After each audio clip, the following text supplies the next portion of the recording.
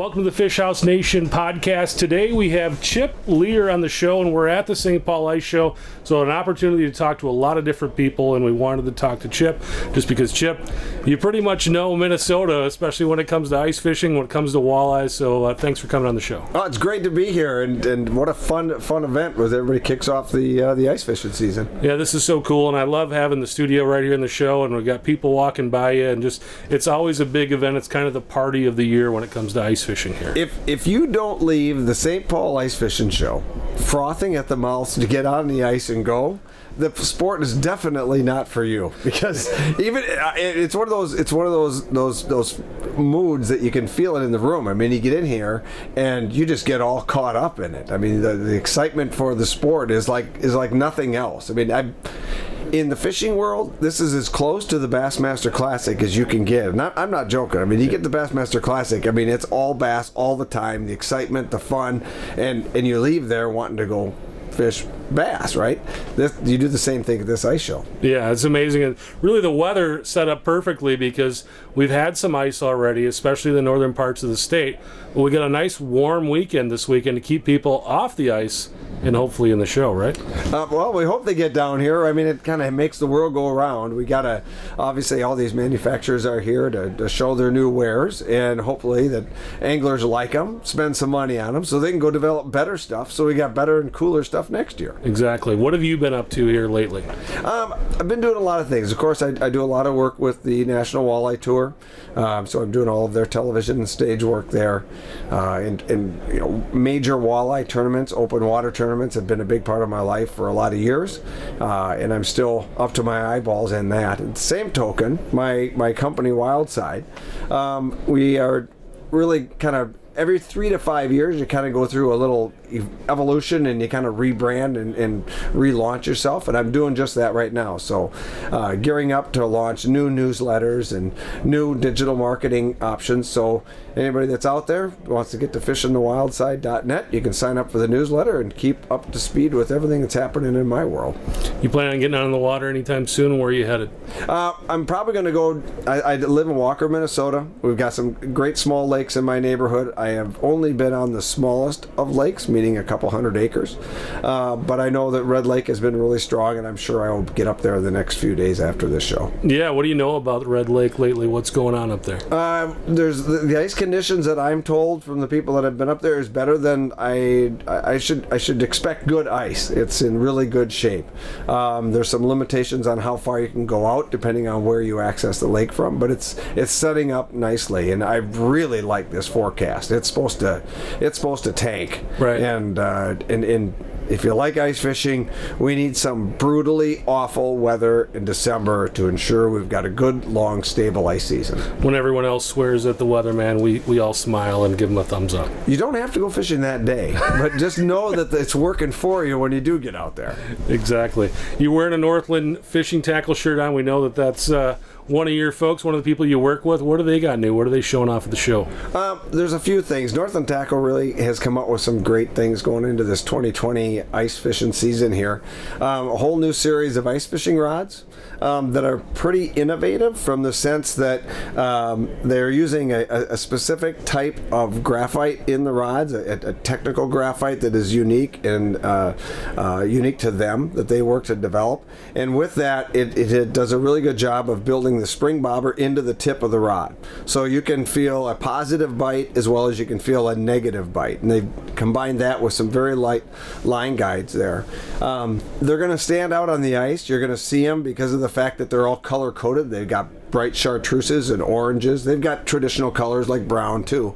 But the whole idea behind them is the fact that if you have different rods and different presentations when you go out chasing panfish, perch, or walleyes, or trout, or what have you, you can have two of the same rod, and you'll know by the distinctive color of the rod and the rod handle which one has what lines, and you don't have to fumble around there. But the cool part is they've got soft grip handles, so it's really easy to hold on to, and then they've got also has soft grip butt sections. So where you screw your reel into the rod there, it's all nice and comfortable and cushy. So it's a different look to a mid midway priced rod. So it's a $49 rod. Awesome. But it's got some really nice features. Yeah, there's a lot of folks out there right now selling $100 plus rods, and they're super nice, but a lot of people just don't want to invest that kind of money into a rod to use, especially the guys that are just maybe 3 or 4 weekend a year type of guys. So what's kind of goes into that kind of rod to create the value there?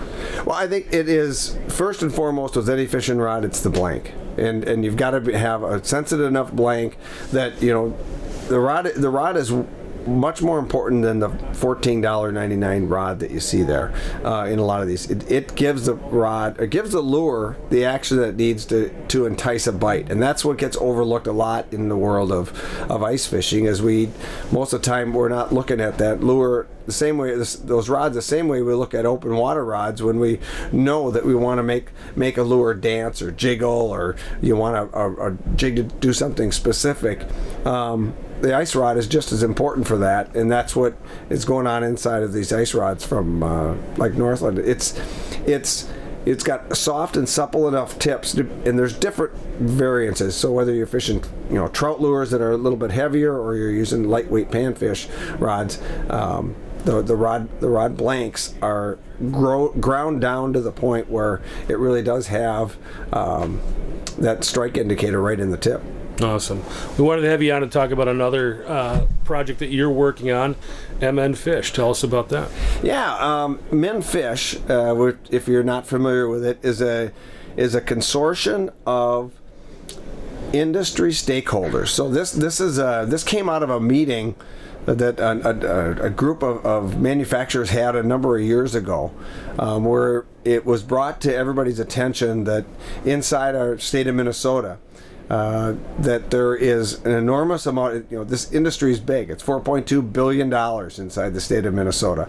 It is 43,000 jobs in the state of Minnesota. We raise $270 million in taxes, and our legislators are assigned with taking those tax dollars, and the majority of them are supposed to be reinvested back into the sport. And what's happened is, over time, because nobody's been paying attention, less than half of that, less than 50 cents on the dollar, is actually getting reinvested into fishing. So we actually haven't built a new state boat access in well over 10 years. We haven't built a state fishing pier in years and years. Subsequently, there's lots of things that need attention. And MN Fish our group decided to get together, work together as a whole. We certainly aren't anti-DNR. We're not here to butt heads with anybody. We're just here to remind the legislators that your constituents are paying money, especially your anglers and your hunters. We're raising taxes and raising monies that are supposed to be reinvested back into the state and make sure the fishing opportunities are there for everybody. What's the feedback been like for you? Feedback's been fabulous. We launched at the Northwest Sports Show. March was really the when we kicked it off, and subsequently with that, we had a good influx of public support. But mostly, what MN Fish has been doing in the last year is spending time behind the scenes. So what we've been doing, you haven't seen us out there visually working in public, because we've been working with all the manufacturers that are creating the majority of these tax dollars. They all pay an excise tax to the sport in the state. So we've been rallying all the companies that are building tackle and anything fishing related inside the state of Minnesota, and working with them, getting them in line. And now this coming spring here, as we get into 2020, you'll see more of a public push where we can get anglers involved, and in fact, I just know right now that I can get you to min-fish.com, and you can take part and take action and find out who your legislators are and who you have to contact to make things happen. Yeah, what can people do to find out about that stuff? If you just go to minfish.com, and there's going to be a little icon on there, and Ron Shera, who's our president, he's a picture of Ron. Ron is right there. It'll say "Take Action Now." You just click on that button. It takes about 10 seconds. Your email goes in there, and I think you punch in your zip code. It'll tell you who your legislators are, and with a click of the button, you can actually get in touch with them.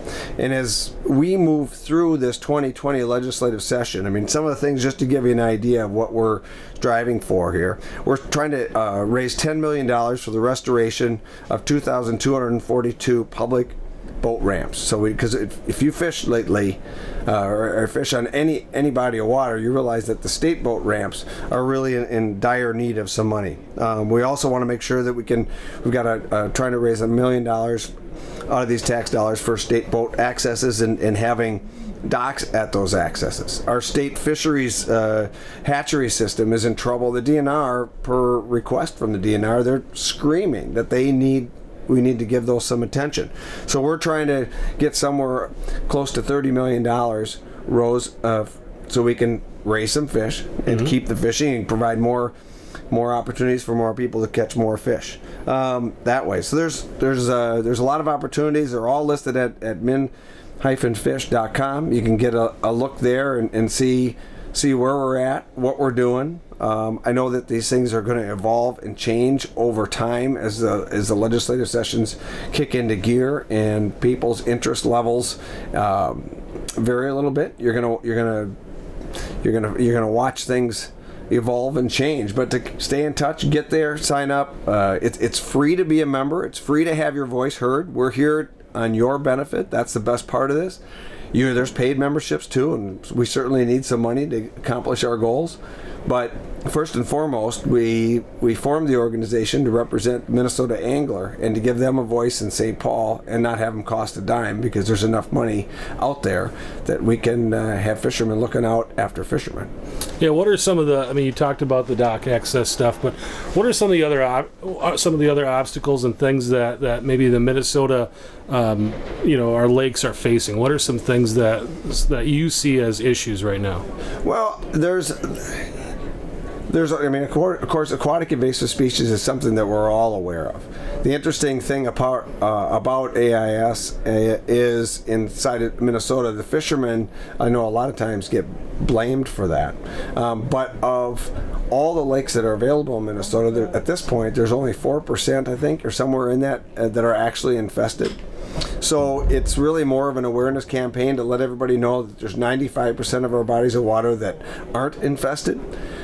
Interestingly, I know that there has been organizations that have done studies that I learned this past summer that show that anglers are some of the most responsible boaters traveling from body of water to body of water, and we need to pat ourselves on the back because we weren't that way. When the boat plug law went into effect, we still refused to pull out our boat plug. We really had the whole transporting minnows down the road and going from the cooler right into your boat and back, and the whole net system. We struggled on that a little bit, but we've all succumbed to that, and it's showing in all of the surveys. And now there's other user groups of bodies of water that are not paying as close of attention, and you're watching some of that media marketing and awareness campaign get shifted. So it's your especially the bigger water ski boats that have bladder systems going from bodies of water to body of water. Make sure that those get sanitized and pulled out. You're going to see more. I think you're going to start to see more free and accessible decon stations. I mean, those are the kind of things that I think we can work on as a state. I mean, for myself as an angler, I'd rather see us much more on the offense for this than the defense. I mean, right now you see a lot of checks when people pull into boat ramps, and they're kind of. And they always seem to be checking boats going into lakes that are infested already. Right. Instead of, working on having decon stations coming out of these lakes, so that if you're going to a lake that is not infested yet, that you've got an opportunity to clean your boat. So I'd rather see us more on the offense, and that'll come with time. I think it's just about awareness and education and us working with DNR to make sure that these things get accomplished versus fighting them on them. Sure. Anything you want to share that I haven't asked you about, Chip? No, I'm excited. I love seeing the enthusiasm. One of the reasons I love living in Minnesota, especially northern Minnesota, is the passion for the outdoors, especially our aquatic natural resources. I love what I've watched happen in my career, which is I think that there is a much more conscious awareness of people's habits and footprints that they put on our bodies of water, from our little lakes to our big lakes. And I love the fact that we're so passionate about it, and we care about it. And whether you're a sailor or a water skier or a fisherman, these are all our lakes, and they're ours to share and ours to enjoy. So let's work together and see what we can do to save them. Awesome. That's great stuff, Chip. Thanks for coming on. Thanks for having me. Have a happy day. Yeah, I appreciate it. Thanks for watching. Thanks for listening, and we'll talk to you next time.